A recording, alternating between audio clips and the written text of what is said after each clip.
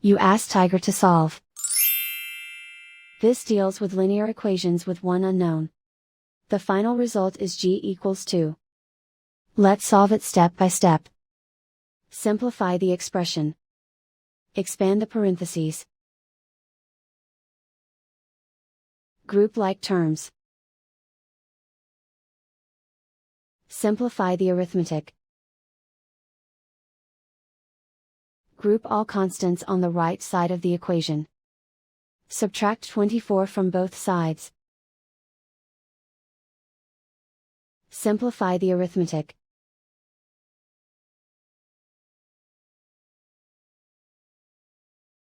Isolate the g. Divide both sides by -15. Cancel out the negatives.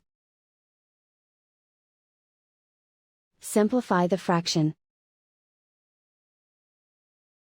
Cancel out the negatives.